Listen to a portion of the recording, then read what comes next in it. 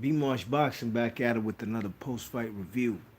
WBC, newly crowned WBC champion at 160 pounds, Jermall Charlo, retains his WBC belt versus Brandon Adams in a wide unanimous decision. The man Jermall Charlo, he basically won every round. I might have given Brandon Adams round 4 or 5, one of those two rounds where he was catching the man Jermall Charlo with some inside shots and smothering him, with catching him with some lead right hands. You know what I mean? And had the man Charlo on the ropes.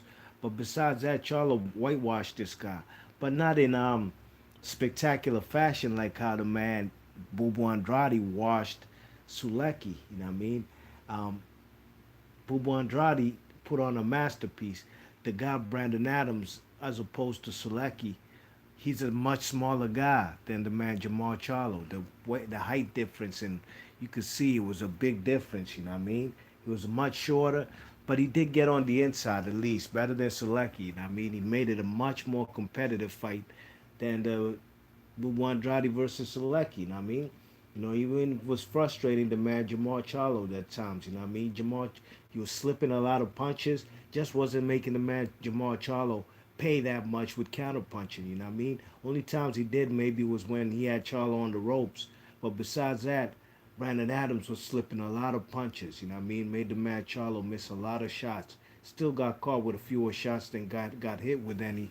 But he just ain't make the man pay with no returning counter punches. You know what I mean? So overall, it was a okay performance from the man Jermall Charlo. Nothing spectacular. It was in front of his home crowd, homecoming fight over there in Houston.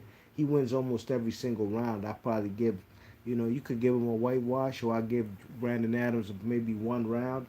But overall, it was a much smaller guy. You would think Jermall Charlo would have knocked this guy out, but credit to Brandon Adams. He was good at slipping punches. You know what I mean? Especially on the ropes. There was a sequence where Jermall Charlo threw maybe like 10 punches, and he maybe caught him with only one.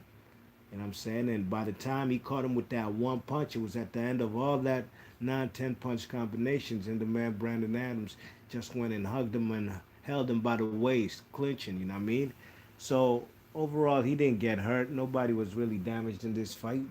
Jermall Charlo, I think he needs to shorten up his punches and work on his accuracy. The accuracy to me was very eye catching. That how the guy's right in front of him and he's missing with all these shots, and needs to tighten up his punches. You know what I mean? You know what I'm saying? Where he would lead with the jab and catch him at the end of that with the lead right hand after the jab. You know what I'm saying? But Brandon Adams came in there to win, to perform, and he just was outmatched, outclassed by the bigger, stronger fighter.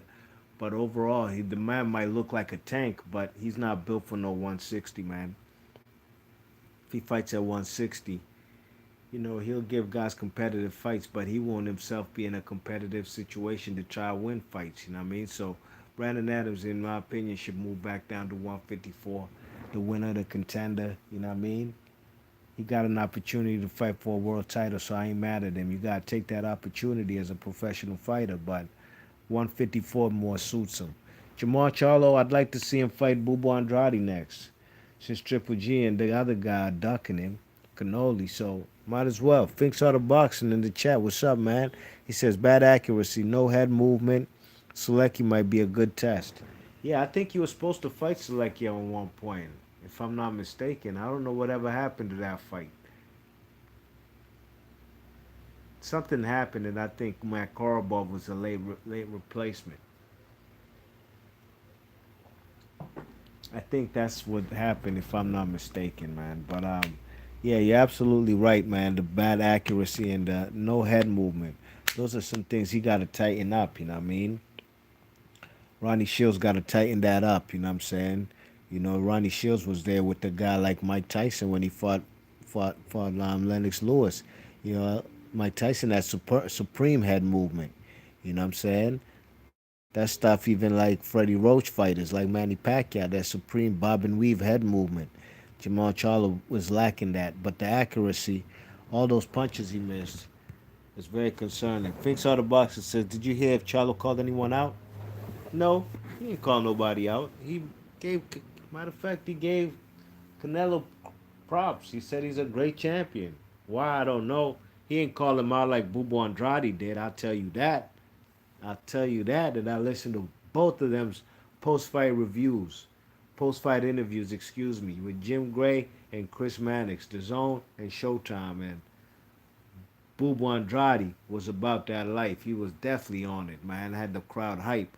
So that's my post-fight review. Shout outs to Finks Out of Boxing. I'd like to see Jermall Charlo in a competitive fight. Don't be surprised if we see him fighting the likes of Emmanuel Ali, Matt Korobov rematch. These are the guys over there on the PBC side, you know what I mean? So we'll see. Stay in tune. Be Marsh Boxing. I'm gone. Peace.